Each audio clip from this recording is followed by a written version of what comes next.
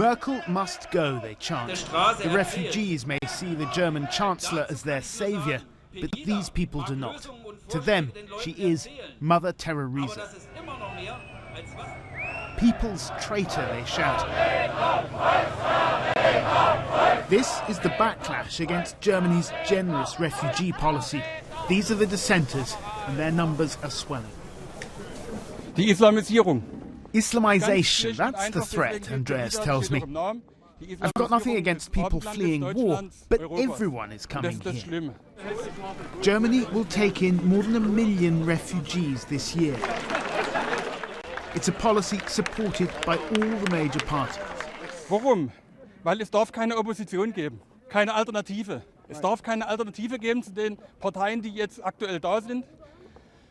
Man kann, wenn es wirklich neu wollen, kommen sollten, was hat man für eine Alternative? SPD, CDU, Grüne, Linke, die sind alle für dasselbe. Die Merkel sagt heute, es wird ungehindert weitergehen. These people may not be the German political mainstream, but this is much more than a fringe group now. These are people who feel that they're not being listened to, and people who now feel in open revolt against their leaders.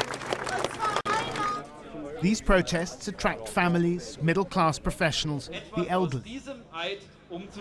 But there are also members of the far right, and the boundaries are becoming blurred. Peaceful demonstrations have spilled over into violence. This is Heidenau in small-town Saxony, the eastern region at the heart of the protests. This summer, police fought running battles with young men outside a supermarket next to a migrant centre. Newcomers here still have reason to be nervous. Some of the migrants at that centre told us they were woken at 4 in the morning by firecrackers. The protesters haven't gone away. The riots outside this supermarket could have been the moment where Angela Merkel tried to mollify the protesters or modified her refugee policy. Instead, she's pushing on through. We can do this, she's saying, as thousands more refugees have come across the border. It's almost as if she's testing the limit of Germany's tolerant political consensus. Here in the east, there are marches almost every day.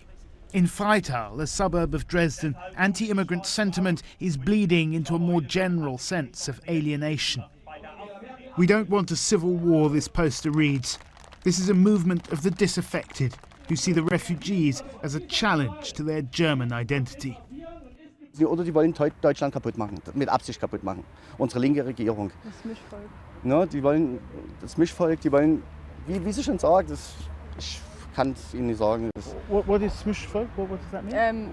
Der Deutsche soll aussterben und so lieber wie es in Amerika, also mischen alles. Land, ne? Ja, genau. Mixing. Across Germany, the past few months has seen a rise in far-right violence.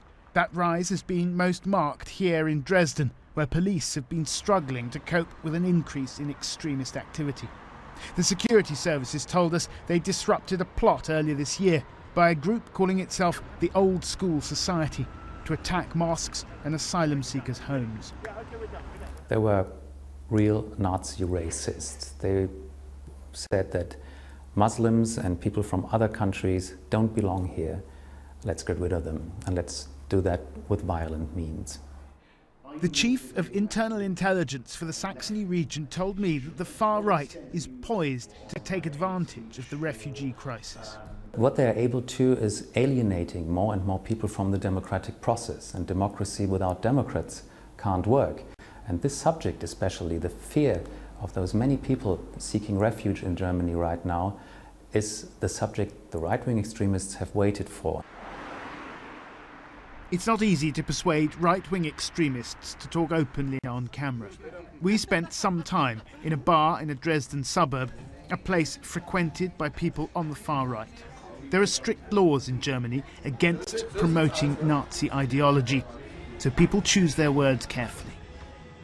Die ganze Befürchtung, die ist da, die jeder von uns hat, dass es zum Bürgerkrieg kommen wird, dass sich irgendwann Leute dort zusammentun, um dort wirklich zum bewaffneten Widerstand dort zu greifen. Ich persönlich bin von der friedlichen Fraktion. Ich kenne Leute, die sich schon intensiv dort bewaffnet haben und die sich darauf auf diesen Bürgerkrieg vorbereiten. Ja.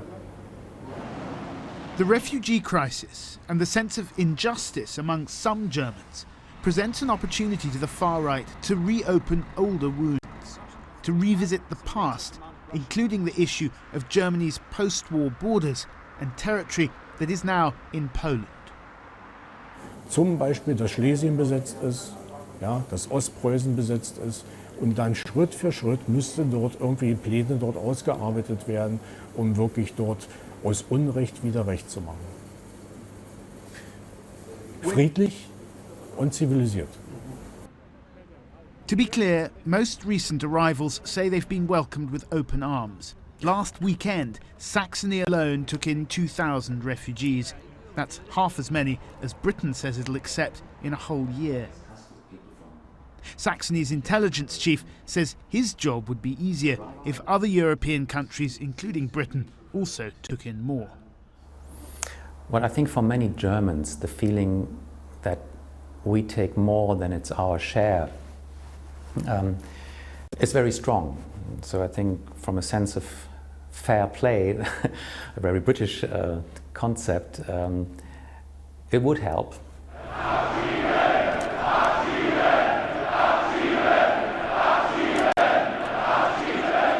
Send them home, they chant in Dresden's Neumarkt.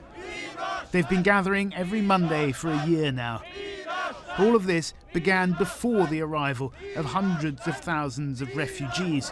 The migrant crisis has only fueled the movement. Many of these people have got nothing to do with the far right, or at least that wasn't their primary motivation for coming here. But they do feel that they've been ignored, and there's a strong sense now that the longer that continues, the more they'll be pushed to the extremes. These people are styling themselves as the resistance. So long as the refugees keep coming, they say, they will keep on marching.